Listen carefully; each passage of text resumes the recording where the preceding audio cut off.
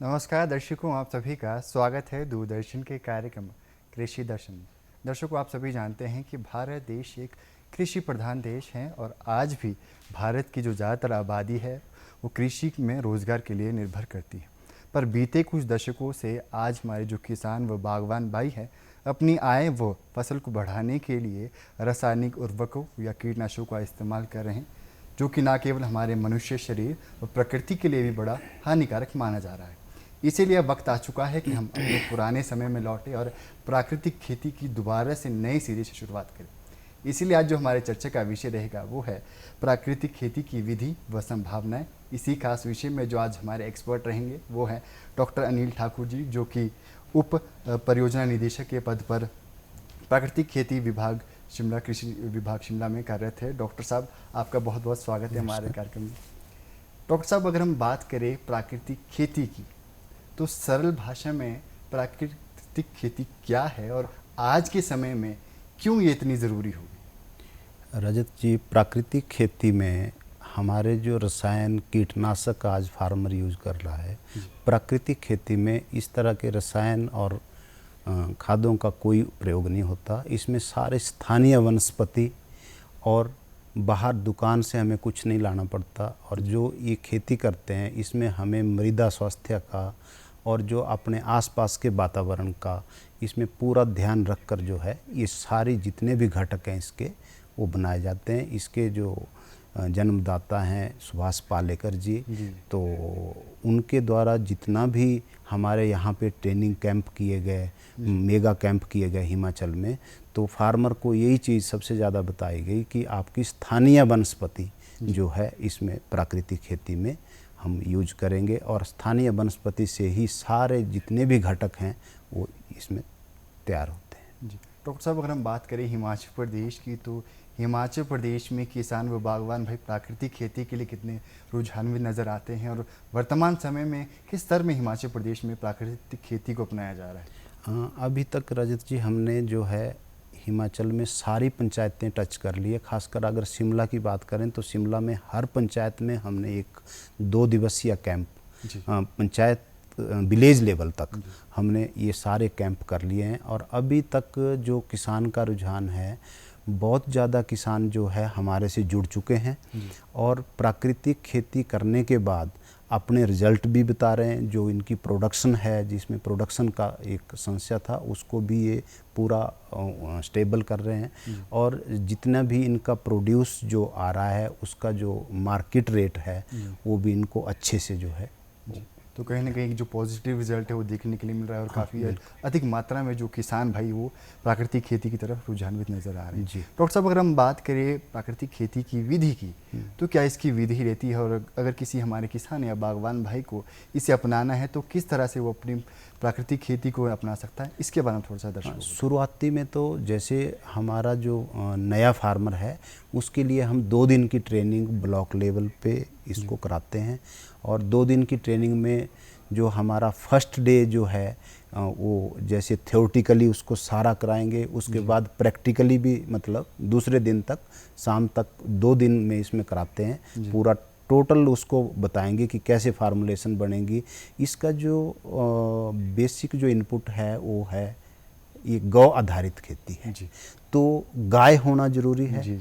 और गाय के साथ साथ फार्मर के पास जैसे इसमें थोड़ा सा लेबर ज़्यादा लग रही है, तो लेबर तो हम करते ही हैं। तो जितना भी आपके फार्मर जो इसको बना रहे हैं तो ये लोग जो है अपने खेत में कंटिन्यू अप्लाई कर रहे हैं, तो इसका लगता है कि रिजल्ट जो है वो फार्मर दे रहा है। तो कहीं ना कहीं गाय का होना या गाय से जो हमें जो आसानी से जो सामान मिलता है, चाहे वो गौमूत्र हो या गोबर हो, उसका होना प्राकृतिक खेती के लिए बड़ा अनिवार्य माना जा सकता है। बिल्कुल। डॉक्टर साहब, जब भी हम प्राकृतिक खेती की बात करते हैं तो प्रमुख घटकों का इससे निर्माण किया जाता है, वो चाहे वो कीटनाशक हो या जीवामृत हो या घनामृत हो, बहुत से अनेक प्रकार की जो प्राकृतिक विधि से जो हमारे जो घटकों का निर्माण किया जाता है। तो सबसे पहले मैं चाहूँगा कि आप हमारे तमाम दर्शकों को कीटनाशक के निर्माण में क्या क्या जो चीज़ों का इस्तेमाल किया जाता है और किस तरह से हमारे जो किसान या बागवान भाई है इसका निर्माण अपने घर में कर सकते हैं, इसके बारे में थोड़ा सा हमारे दर्शकों को। एक्चुअली कीटनाशक कीटनाशक का जो हमारे यहाँ पे जो हम कीटनाशक बनाते प्राकृतिक में,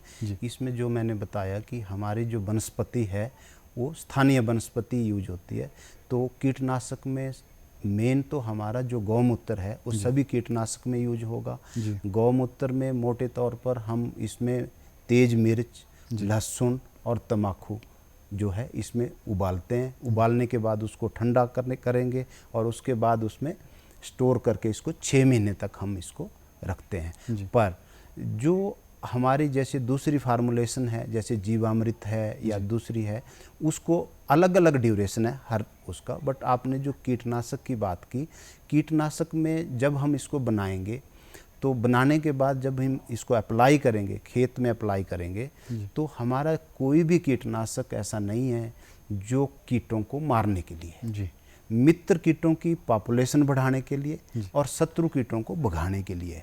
तो किसान भाई जो भी इस तरह के कीटनाशक यूज कर रहे हैं या करते हैं अभी, तो उसमें जो है हमें एक प्री प्लान करना पड़ता है कि इस समय हमारे इस कीट का अटैक होता है तो हमें 5 से 7 दिन पहले वो स्प्रे करनी पड़ती है, जिससे कि वो कीट उस खेत में आए ना। तो मित्र कीटों की पॉपुलेशन बढ़ाने के लिए और शत्रु कीटों को भगाने के लिए जो है ये कीटनाशक का प्रयोग किया जाता है। और इसमें पूरा इकोलॉजिकली बैलेंस रख के जो है इनकी स्प्रे की जाती है। डॉक्टर साहब, अगर साथ ही हम बात करें फंगीसाइड की, तो फंगीसाइड का किस तरह से निर्माण किया जाता है और कैसे इसका इस्तेमाल किया जाना चाहिए और कब कब इसका इस्तेमाल किया जाना चाहिए, इसके बारे में थोड़ा सा प्रकाश डालें। अच्छा रजत जी, फंजीसाइड में हमारा सबसे पहले तो खट्टी लस्सी का हम प्रयोग करते हैं।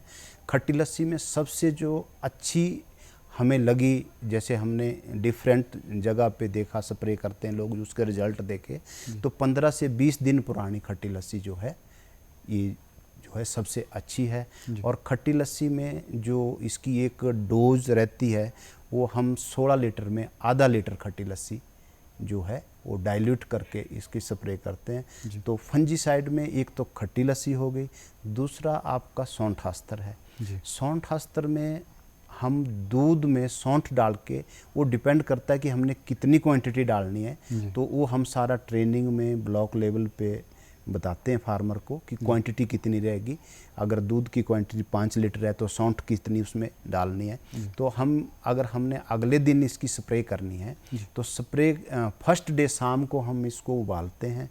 उबालने के बाद ओवरनाइट ठंडा करेंगे और नेक्स्ट डे जो है हम इसका स्प्रे करते हैं। तो ये हो गया हमारा दूसरा फंजीसाइड। जो हमारा तीसरा फंजीसाइड है वो कंडी अस्तर। कंडी अस्तर जो है वो आपका जो गाय जो जंगलों में जाती है चरने के लिए, वहाँ पे जो गोबर होता है उसका सूख के जो उसको लाते हैं सूखने के बाद, तो उसको हम कंडी बोलते हैं। कंडी जो है एक ड्रम में 12 से 14 पीस कंडी के डाल के उसको 48 घंटे तक डिप करके, उसके बाद उसका कलर जो है तांबे की तरह उसका कलर चेंज होता है पानी का, तो उसको भी फंजीसाइड के रूप में हम उसका प्रयोग करते हैं।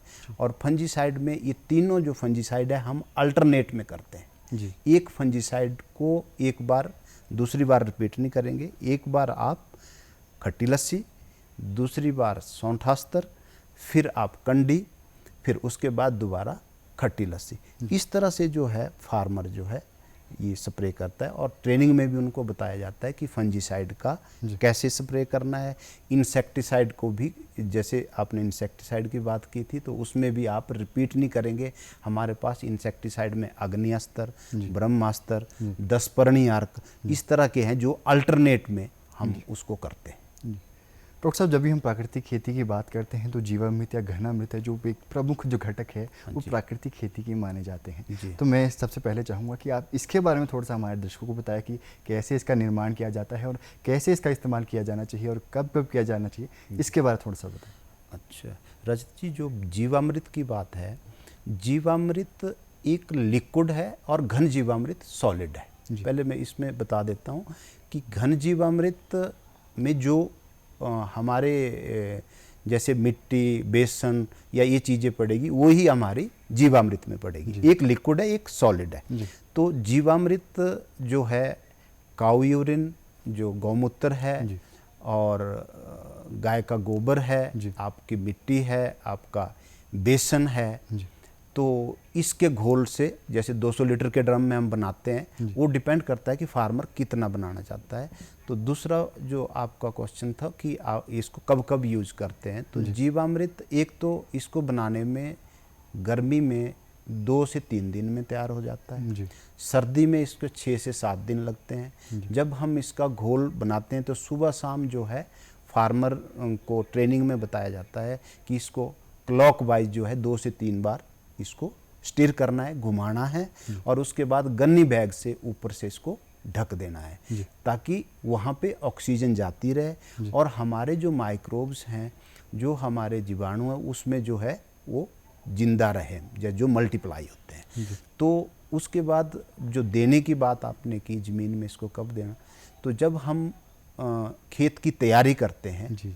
बीज लगाने से पहले जब हम खेत की तैयारी करते हैं, इसको हम तब भी दे सकते हैं। और उसके बाद जब आप इसमें बीज लगाने के बाद, जैसे ट्रांसप्लांट ही करना है आपने, कोई सीडलिंग पनीरी जो ट्रांसप्लांट करते हैं, टमाटर की करते हैं, शिमला मिर्च की करते हैं, तो उस दौरान भी इसको दोबारा हम जो है प्लांट को दे सकते हैं। और उसके बाद 21 दिन के गैप पे, अब तो 15-15 दिन के गैप पे जो है फार्मर अपनी फसल को जीवामृत कंटिन्यू दे रहा है। उसको देने का एक कारण है कि हमारी जो जीवाणु की एक्टिविटी, जो माइक्रोब्स की एक्टिविटी है, वो एक बनी रहे उसमें।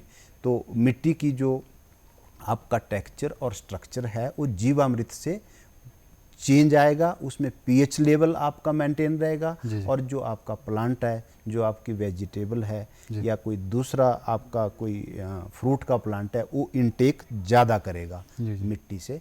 तो जीवामृत कंटिन्यू जो है 20 दिन से पहले या 15 दिन तक जितना आपसे ज़्यादा बन पाए वो आप थोड़े से कम गैप में भी अगर देंगे तो इसमें कोई नुकसान नहीं है। वैसे ही घन जीवामृत है, जब आप फील्ड प्रिपरेशन करते हैं तो वो एक सॉलिड, हमारी जैसे हम गोबर की खाद डालते थे तो उसको और अच्छी क्वालिटी का जो है बनाया है घन जीवामृत के रूप में। तो उसको भी हम फील्ड प्रिपरेशन जब करते हैं, खेत की तैयारी जब करते हैं, तो उसको देते हैं। उसके बाद 3 से 4 जो है टाइम जो है फसल कटने तक इसको जो है, जैसे फ्लावरिंग स्टेज पे देंगे, जब फिर ग्रेन डेवलप होंगे तब देंगे। तो इस तरह से 3 से 4 बार जो है घन जीवामृत को जो है हम अप्लाई करते हैं। और जो आपका जीवामृत है उसको 10 से 12 दिन के गैप पे, जितना ड्यूरेशन आपका फसल का होता है, वो उसको कंटिन्यूटी में देते हैं, तो बिना एब्सेंट के। जी डॉक्टर साहब, आज के समय में जो सबसे ज़्यादा समस्या जो किसानों को, बागवान भाई को देखने के लिए मिलती है कि जो मिट्टी की गुणवत्ता है धीरे धीरे घटती जा रही है, और मिट्टी में जो नमी है उसके लिए भी कई बार हमने देखा कि जो हमारे किसान वो बागवान भाई प्लास्टिक की मल्चिंग शीट का इस्तेमाल करते हैं, जो कि मुझे लगता है प्रकृति के लिए, हमारी प्रकृति के लिए बिल्कुल भी ठीक नहीं होगा। तो अगर हमें किसान भाई को अगर इस नमी को बनाए रखना है तो प्राकृतिक विधि से कैसे मिट्टी की गुणवत्ता के साथ साथ नमी को बनाए रखने में क्या क्या कार्य किए जा सकते हैं? जी रजत जी, ये जो प्राकृतिक खेती में जो मिट्टी की गुणवत्ता की है, इसमें सबसे जो इसमें प्राकृतिक खेती में सुभाष पालेकर जी ने जो बताया है, वो जो आच्छादन है, वो आच्छादन हमारा घास का या हमारी जो क्रॉप, वहाँ पे जो वीड्स हम निकालते हैं, उसका आच्छादन हमारा उसका होना चाहिए। इसका जो आप सीट की बात कर रहे हैं, उसका आच्छादन हम रिकमेंड नहीं करते। और दूसरी चीज़ ये है कि जितनी भी हमारी मिट्टी की सतह फसल के अलावा जो रहती है, उसको हम ढक के रखते हैं। और ये ट्रेनिंग में भी हम कैंप में बताते हैं कि आच्छादन जो है वो मिट्टी की गुणवत्ता को बढ़ाएगा। कैसे कि जो हमारे जीवाणु है वो छाया में काम करना पसंद करते हैं। जितनी ज़्यादा छाया रहेगी वो उतने ज़्यादा जो है वो सर्वाइव करेंगे। डायरेक्ट सनलाइट से जो है वो उसको हार्म पहुंचता है, तो उसको नुकसान रहता है डायरेक्ट सनलाइट से। तो जितना ज़्यादा आप मिट्टी की सतह को ढक के रखेंगे, वो चाहे आप 100 फसल लगा के ढक दो, आप उसमें आच्छादन कर दो, जिसको आप मल्चिंग बोलते हैं। तो ऑर्चर्ड जैसे हैं या आपकी मेन क्रॉप कोई है, उसके बीच में हम जो है 100 फसल लगाते हैं सिर्फ उसको ढकने के लिए। और कहीं हमें नाइट्रोजन की ज़रूरत है तो हम पल्सीज लगाते हैं नाइट्रोजन फिक्सेशन के लिए, जिससे कि आपकी नाइट्रोजन उसमें जो है सॉइल में नाइट्रोजन की कमी ना आए। तो आच्छादन से सबसे ज़्यादा जो है हम मिट्टी को बचा सकते हैं। और कंटिन्यू जो है जीवामृत देने से। जीवामृत से आपका सॉइल टेक्सचर और स्ट्रक्चर में बहुत सुधार आता है, जिससे हमारी वाटर रिटेनिंग कैपेसिटी जो है मिट्टी की बढ़ती है और प्लांट जो है बड़े आराम से इनटेक करता है तत्वों को, जो अवेलेबल फॉर्म में जो है रहते हैं। डॉक्टर साहब, जैसे आपने बार बार जिक्र किया कि इसके लिए कहीं ना कहीं एक ट्रेनिंग या जानकारी होना बड़ा ज़रूरी है, तो अगर हमारे किसी किसान या बागवान भाई को प्राकृतिक विधि के बारे में जानकारी या ट्रेनिंग लेनी हो तो कहाँ से हमारे किसान भाई से ट्रेनिंग ले सकते हैं? इसमें रजत जी सबसे पहले तो वो ब्लॉक लेवल पे फ़ोन कर सकते हैं। अगर फ़ोन भी करेंगे तो नेचुरल फार्मिंग में हमारी एक ऐसी स्कीम है, इसमें अगर आज फ़ोन करते हैं तो 2 से 3 दिन के अंदर हम वहाँ पे कैंप जो है वो ब्लॉक लेवल से करवा देते हैं और वो लोग अपने आप कांटेक्ट में रहते हैं। वैसे तो बहुत कम लोग रह गए हैं जो करना चाहते हैं और ट्रेंड नहीं है, पर फिर भी और ज़्यादा लोग, ज़्यादा से ज़्यादा हमारे पास ट्रेनिंग है, हम सबको करना चाहते हैं, करवाना चाहते हैं ट्रेनिंग। बट जितने भी लोग वहाँ पे कांटेक्ट करते हैं, हम ब्लॉक लेवल से हमारी टीम BTM ATM जो है वो 2 दिन की ट्रेनिंग के लिए उनसे टाइम लेते हैं। जब भी उनको टाइम हो तो वो 2 दिन की ट्रेनिंग करा के जो है उसको करते हैं। डॉक्टर साहब, अगर हम बात करें संभावनाओं की, तो प्राकृतिक खेती में क्या क्या है जो संभावनाएं आने वाले समय में या वर्तमान समय में देखने के लिए मिल सकती है, चाहे वो रोज़गार हो, स्वरोजगार हो, खासतौर पे महिलाओं किसानों के लिए किस तरह से ये फ़ायदेमंद हो सकता है, इसके बारे में थोड़ा प्रकाश है। अच्छा रजत जी, एक तो जहाँ तक महिलाओं की बात है, हमारा कुछ जो महिला के हमने फूड सिक्योरिटी ग्रुप बनाए हैं या बना रहे हैं, उसमें जो है महिलाओं को सामूहिक रूप से जो ये वेजिटेबल का उत्पादन करती हैं या कोई दूसरे हमारे यहाँ पे समर फेस्टिवल लगता है, वहाँ पे आके स्टॉल लगा के अपने जो इनकी प्रोड्यूस है मिलेट्स की उसकी डिशेज बनाती है, या फिर आज हमारे यहाँ पे जैसे सेक्रेटरीट में हमारी वेजिटेबल आजकल जो है नेचुरल जो है वेजिटेबल ऑन व्हील के नाम से हम बेच रहे हैं, जो मंगलवार को जो है वहाँ सचिवालय में ले जाते हैं। वो सारा जो भी हमारा ये सब्जी का वो है वो वहाँ से ही उनके ग्रुप से ही आ रहा है, जितनी भी सप्लाई आ रही है वो वहाँ से ही आ रही है और इनको काफ़ी फ़ायदा हो रहा है।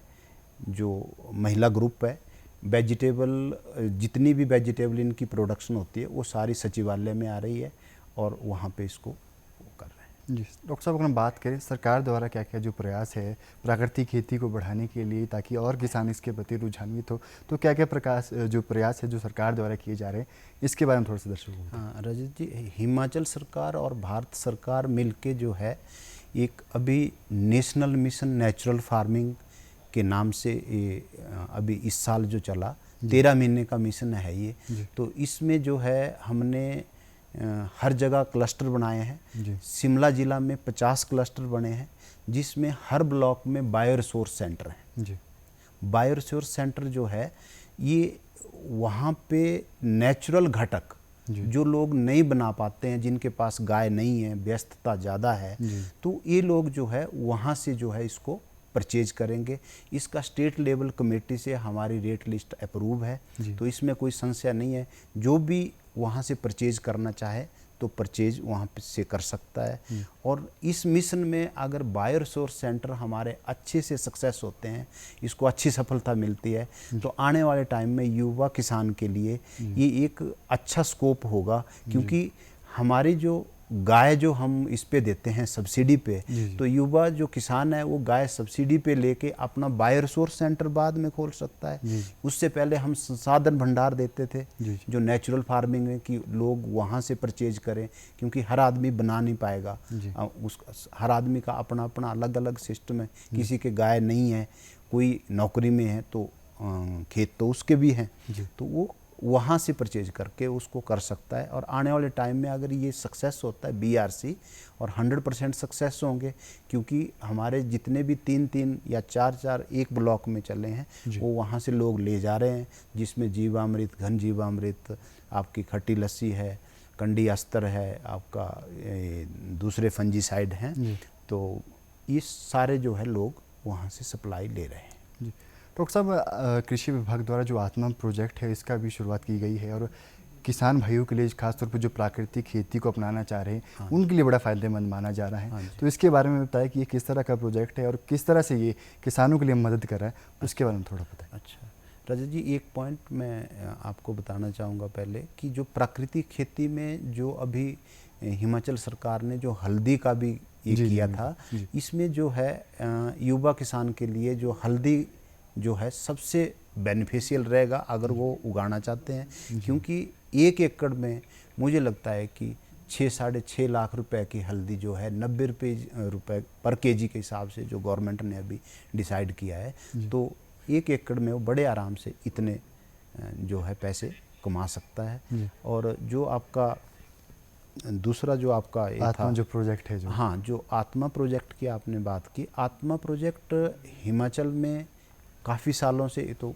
बहुत पहले NATP के नाम से था, उसके बाद फिर जो है ये एग्रीकल्चर टेक्नोलॉजी मैनेजमेंट एजेंसी के नाम से यहाँ पे चल रहा है। तो ये अपने आप जितने भी कंपोनेंट हैं आत्मा प्रोजेक्ट में सारे नेचुरल बेस्ड किए हुए हैं। नेचुरल फार्मिंग की जो प्राकृतिक खेती है उसकी तो कुछ स्कीम कंपोनेंट अपने हैं, बट इसके जो कंपोनेंट हैं वो सारे नेचुरल बेस्ड हैं। जैसे मैं आपको बताऊं, जैसे हमारा एक फार्म स्कूल है जी। तो फार्म स्कूल जब हम आत्मा प्रोजेक्ट के अंतर्गत लगाते हैं तो फार्म स्कूल में आपकी अगर 3 महीने की क्रॉप है तो 3 महीने तक हम कंटिन्यू वहाँ विजिट करेंगे। 4 विजिट साइंटिस्ट के साथ होंगे जिसमें फार्मर को बताया जाएगा कि आपने क्रॉप को कैसे लगाना है, यहाँ पे इसमें क्या प्रॉब्लम जो आ रही है इसको कैसे रोकना है। फील्ड प्रिपरेशन से लेके आपकी क्रॉप की मैच्योरिटी तक जो है इसको कंटिन्यू विजिट करते हैं।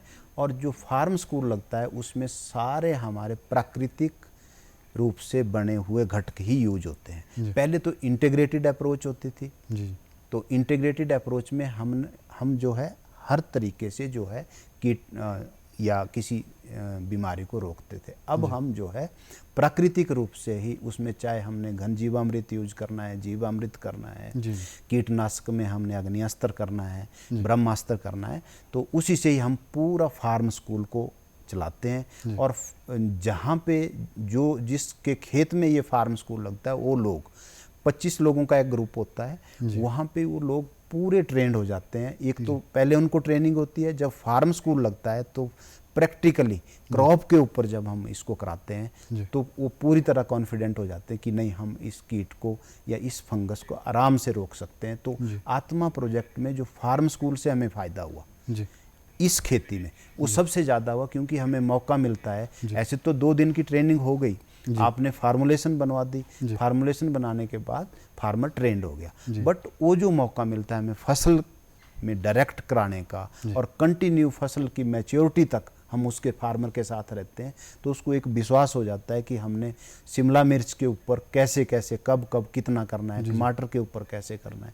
इसी तरह से हमारा किसान गोष्ठी होती है जो आत्मा प्रोजेक्ट में कंपोनेंट है। किसान गोष्ठी में 100 फार्मर इकट्ठा होके आपस में अपने एक्सपीरियंस शेयर करेगा, और जो हमारे एलाइड जो दूसरे लाइन डिपार्टमेंट है, जो आपका वेटनरी है या हमारे हॉर्टिकल्चर है, वो भी गोष्ठी में आके उनको जानकारी देते हैं कि आपने कैसे, जो भी उनकी स्कीम्स है उनको तो कहीं ना कहीं किसानों के लिए बड़ा जो फायदेमंद है जो आत्मा प्रोजेक्ट को माना जा सकता है। डॉक्टर साहब, हम अपने कार्यक्रम के अंतिम पड़ाव में आ चुके हैं, तो आप जाते जाते हमारे दर्शकों को क्या संदेश देना चाहेंगे कि ताकि जो हमारे किसान भाई है वो प्राकृतिक खेती को अपनाएं और क्या क्या जो भ्रांतियाँ है उससे भी जो दूर है। रजत जी, अब मैं ये संदेश देना चाहूँगा कि जो युवा किसान हैं वो प्राकृतिक खेती से ज़्यादा जुड़ें, अपने फल सब्जी और अनाजों को जहर मुक्त पैदा करके उसको अच्छी तरह से उसकी ब्रांडिंग करके, क्योंकि वो नेचुरल तो कर ही रहे हैं, तो वो उसको मार्केट तक सप्लाई करें, जिससे ज़्यादा से ज़्यादा जो है कंज्यूमर भी अवेयर हो और जो है किसान, युवा किसान को भी इसका फ़ायदा मिले। जी, तो दर्शकों, आज हमने मुलाकात की अनिल ठाकुर जी से, जिनसे जाना कि आखिर किस तरह से हमारे किसान भाई प्राकृतिक खेती को अपना सकते हैं और साथ ही किस तरह से जो नई नई संभावनाएं हैं इसको आप फ़ायदा उठा सकते हैं। तो दर्शकों, साथ ही आप हमारे कार्यक्रम का जो आनंद है हमारे ऑनलाइन प्लेटफॉर्म पर भी ले सकते हैं, और आप हमारे जो सोशल मीडिया हैंडल है फेसबुक व इंस्टाग्राम को फॉलो करना भी ज़रूर ना भूलें, और हमारा जो ट्विटर पे एक्स हैंडल है उसे भी ज़रूर फॉलो करें।